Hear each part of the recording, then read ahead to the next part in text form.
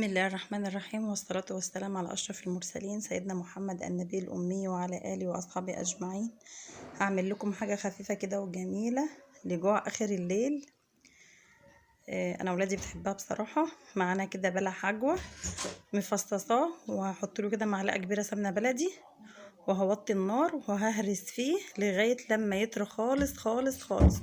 ومعايا كمان مربى تين، ومعايا شوكولاتة نوتيلا، ومعايا موز قطعته كده. ادي البلح وبعد ما هرسته تمام. معايا كده كام صابع موز هقشرهم برضو وهقطعهم طرنشات كده تمام. وتعالوا بقى ايه نشوف هنعمل ايه بالحاجات الحلوه اللي معانا دي. بس قبل ما تدخلي الفيديو ما تنسيناش في اللايك وشير وسبسكرايب للقناه. بسم الله الرحمن الرحيم.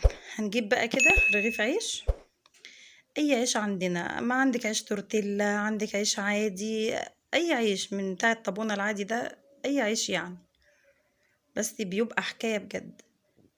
هنعمل معانا اول رغيف كده. هنحط طبعا كده طبقه من النوتيلا،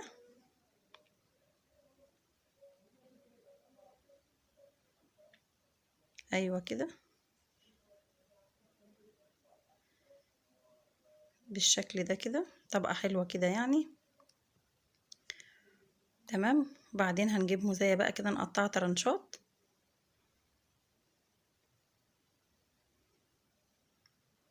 ايوه كده. وهنبدا بقى نرصها فوق النوتيلا. عايزه اقول لكم ان سندوتش الموز ده حكايه بجد، بيبقى حكايه حكايه حكايه. تاكلي منه بقى ما تشبعيش فيه اكل. هنبدا بقى نلف كده السندوتش ده، وكده اول سندوتش معانا خلص. هنعمل كمان واحد.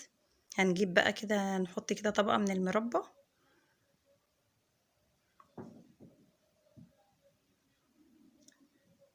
تمام كده. وبعدين برضو هنجيب موزاية وهنقطعها طرنشات كده، يعني تقريبا كل رغيف كده ايه ياخد معانا صابع موز يعني.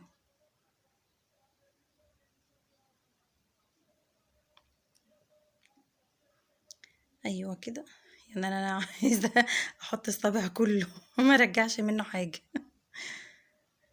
هنجيب بقى الرغيف التالت كده معانا، وهنحط بقى بلح حجم اللي احنا طريناه ده بسمنه بلدي. طبعا سندوتشات كلها مغذيه جدا وحلوه جدا جدا جدا. تنفع الافطار على فكره، وتنفع العشاء. لو انت بقى مش عايزه اكل تقليدي بقى، يعني فول وطعميه وبتنجان وبطاطس ومش عارفه ايه والحاجات اللي بتاعتنا اللي احنا بنعملها دي، لا. هنعمل السندوتشات دي تغيير كده يعني. سواء لو انا جعانه بالليل برضو مش عايزه اكل اكل تقليدي، هنعملها حلوه قوي قوي قوي يعني. والله لو جربتوها مش هتندموا بجد يعني تمام. ممكن برضو لو عندنا مربة حليب، برضو هنحط طبقة من مربة الحليب، بس انا ما كانش عندي في وقتها. هتحطي برضو طبقة من مربة الحليب، وبرضو تقطعي الموز طرنشات كده، برضو بيبقى تحفة. انا جبت صينية كده وحطيت فيها معلقة من السمنة البلدي، معلقة حلوة كده سمنة بلدي ساعة ما ساحت. رحت حاطة سندوتشات فيها، وقعدت اخد من الجنب بقى السمنة سايحة اللي في الصينية كده، وادهن الرغيف من فوق كمان. انا ولعت عليه علشان احمره من الجهتين كده، فيبقى مقرمش من بره وطري وجميل من جوه، بتديله لذاذة كده وطعم جميل. ايوه هنقلبه بقى كده بالشكل ده، شايفين بقى؟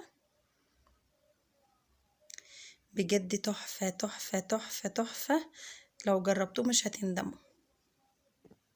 ممكن تعملي لو عندك رقاق طري من اللي احنا بنخبزه العادي في البيت ده، خبز التورتيلا او العيش السوري، اي عيش من الحاجات دي بيبقى تحفة. بس مش عيش بلدي يعني،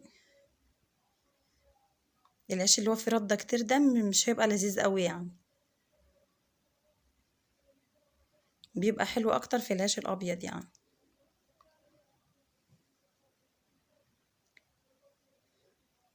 لو عندك بقى صوص شوكولاتة، صوص كراميل، رشي بقى كده عليه وكلي بقى. لو عندك برضو قشطة، ممكن تعملي قشطة وحلاوة وحطي فوقيها موز، حاجات بتبقى جامدة جامدة وحلوة قوي، بس انا طبعا على قد اللي كان موجود ساعتها يعني انا عملت. انا رشيت عليه كده شوية صوص كراميل، وبألف هنا لكل اللي كلوا. انا بسطتهم برضو يعني. عايزين ياكلوا اكل مش مش تقليدي، عايزين ياكلوا حاجة كده وخلاص، هما مش عارفين هي ايه، فعملتها لهم ففرحوا واتبسطوا بيها قوي يعني. وده كان الفيديو بتاعنا معاكم النهاردة، يا رب كده يكون فكرته عجبتكم. ومع السلامة، بس ما تنسناش يا ست الكل كده في اللايك والشير وسبسكرايب للقناة عشان يوصلك مننا اشعار بكل جديد ننزله.